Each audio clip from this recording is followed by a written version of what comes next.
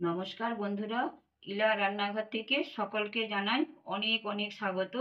আজকে আমি বেগুনের ভর্তা বানাবো, না জ্বালিয়ে না পুড়িয়ে। কিভাবে বানাবো বন্ধুরা, ভিডিওটি প্রথম থেকে শেষ পর্যন্ত সাথে থাকুন।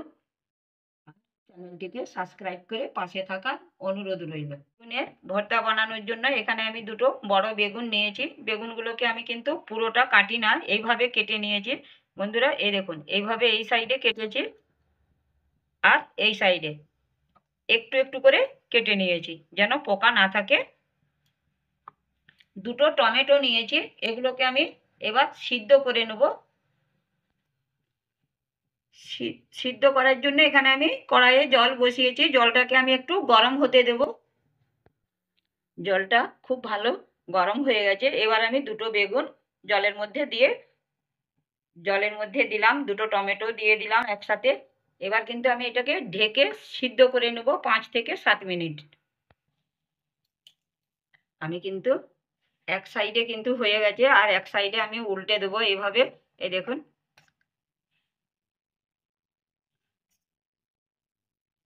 টমেটোগুলো তাই করব, এই সাইড থেকে এই সাইড করে দেবো হালকা করে। টমেটোটা বেশি টাইম লাগবে না, টমেটো তাড়াতাড়ি হয়ে যাবে। আবার আমি কিন্তু ঢেকে দেবো 2 মিনিটের মতো। বন্ধুরা, বেগুনটা সিদ্ধ হয়ে গেছে, এটা 5 থেকে 7 মিনিটের মতন এপাশ ওপাশ করে সিদ্ধ করে নিলাম। এবার কিন্তু আমি গ্যাসটা বন্ধ করে দেবো, বেগুনগুলো আমি জল থেকে তুলে নেব। এবার আমি বেগুনের খোসাটা ছাড়িয়ে নেব। একটু গরম থাকতে থাকতে ছাড়িয়ে নিতে হবে, ঠান্ডা হলে কিন্তু ছাড়ানো যাবে না, কারণ পুরোটা তো সে গলা গলা ভাবে সিদ্ধ করি না, এইভাবে সিদ্ধ করে নিতে হবে হালকা করে। এবার আমি খোসাগুলোকে এইভাবে ছাড়িয়ে নেবো। এই দেখুন কি সুন্দর খোসাগুলো উঠে যাচ্ছে। বেগুনের খোসাগুলো আমি ছাড়িয়ে নিয়েছি, এই দেখুন কি সুন্দরভাবে বেগুনের খোসাগুলো উঠেছে। এবার আমি টমেটোর খোসাটাও একটু সিদ্ধ হলেই খোসা আপনা আপ ছেড়ে যায়। এবার আমি বেগুনটাকে এইভাবে একটু হাতে চটকে নেব। আমি কিন্তু গরম আছে, এভাবে আমি ছাড়িয়ে নিয়েছি, বেগুনের বোটাটা বাদ দিয়ে দিয়েছি, এই দেখুন ছেড়ে যাচ্ছে আপনার। এবার একটু ঠান্ডা হতে দেবো। বেগুনটাকে তো আমি হালকা সিদ্ধ করে একটু চটকে রেখেছি। এবার আমি কড়াইয়ে তেল দিলাম, এখানে আমি সর্ষের তেল দিয়ে বেগুনের ভর্তাটা বানাবো। সর্ষের তেল দিলাম, এখানে তেল আমি একটু বেশি তেল দিলাম, 2 চামচের মতন তেল দিয়েছি। তেলটাকে গরম করে নেব।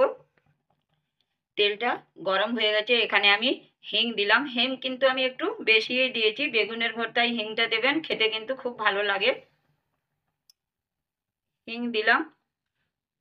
এবার এখানে আমি দেব রসুন, একটু 6 থেকে 7টা কোয়া রসুন আমি ছোট ছোট কুচি কুচি করে কেটে নিয়েছি, রসুনটা দিলাম। রসুনটা কিন্তু এখানে আমি পিষে দেব না, খেতে ভালো লাগবে না। রসুনটাকে আমি হালকা একটু লাল করে নেব, হালকা। এখানে আমি পেঁয়াজটাকে ঝিরিঝিরি করে কেটে রেখেছি, একটা মিডিয়াম সাইজের পেঁয়াজ নিয়েছি, পেঁয়াজটাকে দিলাম। গ্যাসের আঁচটাকে আমি মিডিয়ামে রেখেছি। আর এখানে আমি আদাটাও কিন্তু ছোট ছোট কুচি কুচি করে কেটে নিয়েছি। এই আদা রসুন পেঁয়াজ মুখে বেগুনের ভর্তাটা যখন আমরা খাবো মুখে পড়বে, খেতে কিন্তু বন্ধুরা খুব ভালো লাগবে। এখানে আমি দিলাম একটা কাঁচা লঙ্কাকে ছোট ছোট করে কেটে নিয়েছি। এবার আমি পেঁয়াজ আদা সবগুলোকে আমি একটু লাল করে ভেজে নেব। এখানে আমি পেঁয়াজটাকে হালকা একটু লাল করে নিয়েছি। এবার আমি কিছু মশলা দেব। এখানে আমি হলুদ দেব। আমি কিন্তু এখানে একদম ছোট চামচ নিয়েছি বন্ধুরা, এখানে আমি 1 চামচ আর একটু হলুদ দিলাম, 1.5 চামচের মতন। আর দেব এখানে আমি ধনে গুঁড়োটা দিচ্ছি 1 চামচ। এখানে কিন্তু আমি 1 চামচ সবজি মশলাটা নিয়েছি, সবজি মশলাটা দেবেন, খেতে কিন্তু খুব ভালো লাগে। 1 চামচ দিলাম। এবার কিন্তু আমি সব মশলাগুলোকে পেঁয়াজের সাথে ভালো করে মিশিয়ে নেব। বন্ধুরা, এখানে নুন দিলাম, আর আপনারা যদি লঙ্কাটা ঝালটা একটু বেশি পছন্দ করেন তো এখানে শুকনো লঙ্কার গুঁড়োটা আপনারা একটু দিতে পারেন। এবার আমি 1 মিনিটের মতন মশলাটা একটু কষে নেব। মশলাটা আমি 1 মিনিটের মতন কষে নিয়েছি, মশলাটা আমার কষা হয়ে গেছে। এবার আমি বেগুন আর টমেটোটা দেবো। টমেটোটাও আমি ছাড়িয়ে রেখেছিলাম, এই দেখুন টমেটোটাও কিন্তু বেগুনের সাথে আমি চটকে নেবো এভাবে। আমি কিন্তু মশলার সাথে বেগুন আর টমেটোটা দিয়ে দিলাম।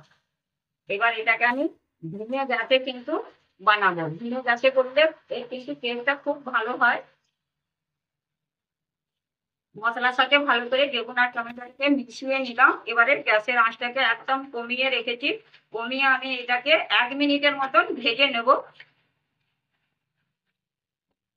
বন্ধুরা, এভাবে খুন্তি দিয়ে এভাবে নেড়ে চেড়ে কিন্তু আমরা 1 মিনিটের মতন ভেজে নেব।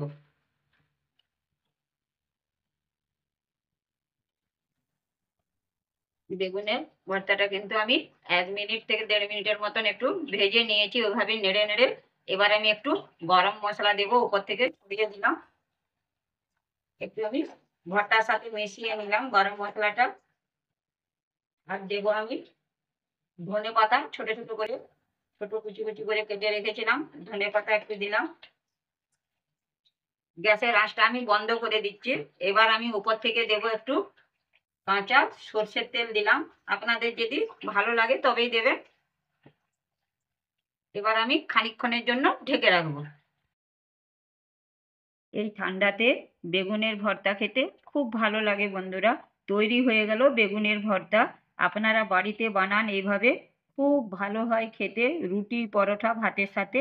আমার এই বেগুনের ভর্তার রেসিপি ভালো লাগলে লাইক, শেয়ার, কমেন্ট ও চ্যানেলটিকে সাবস্ক্রাইব করে প্লিজ পাশে থাকার অনুরোধ রইল। আজ এই পর্যন্তই। অনেক অনেক ধন্যবাদ।